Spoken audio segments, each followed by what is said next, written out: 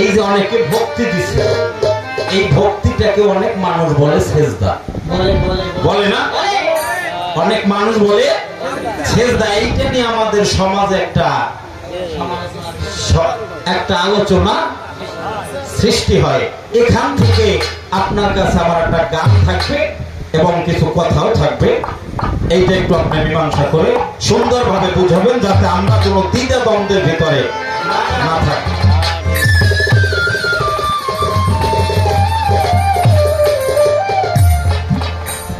আরে বাজান চার কোলে মাই 14 সেজদা,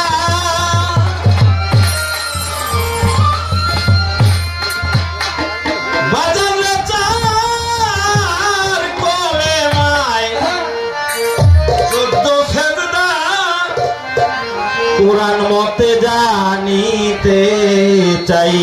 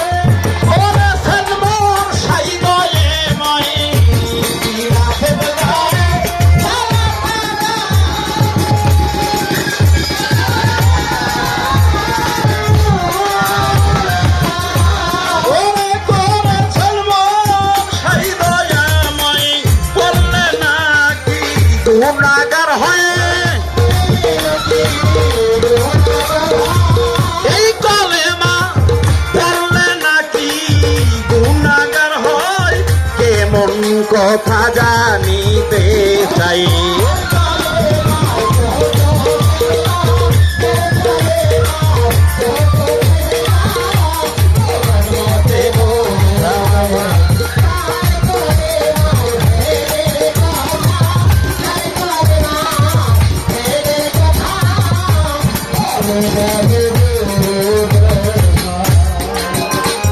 আরেক কথা বলবো রে,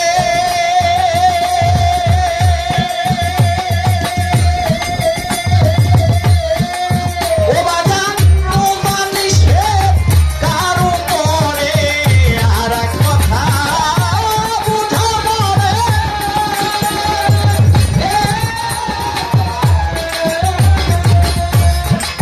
রোজা নিষেধ কারো করে, 90,000 কালামদারি,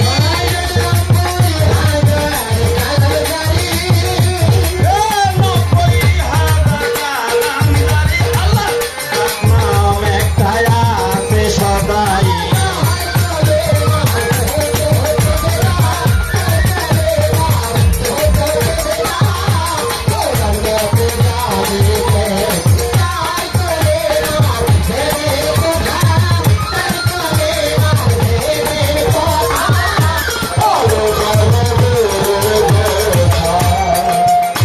দাউদ ভাই বাহাদুর ভাই আমার,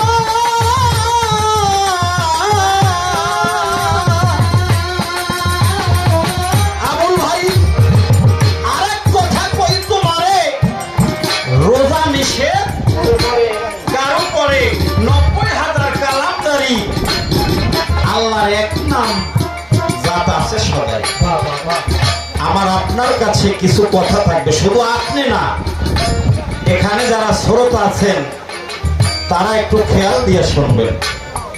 এখানে যারা আছেন অধিকাংশ লোক হইল বাবা তরিকতপন্থী। তরিকতপন্থী শরিয়ত মোতাবেক যারা কোরআনের হাফেজ, যারা কোরআনের হাফেজ, তারা যখন এই কোরআন শরীফ খতম দেয়, খতম করে, সফিনা খতম করে, অথবা যারা হাফেজ এই হাফেজি পাশ করে, বা মা বোনেরা ভাইরা কোরআন শরীফ যখন যারা পড়তে যান, তারা পড়তে পড়তে এই কোরআন শরীফের ভিতরে 7 মঞ্জিলে 14টা সিজদা আদায় করে, করে না?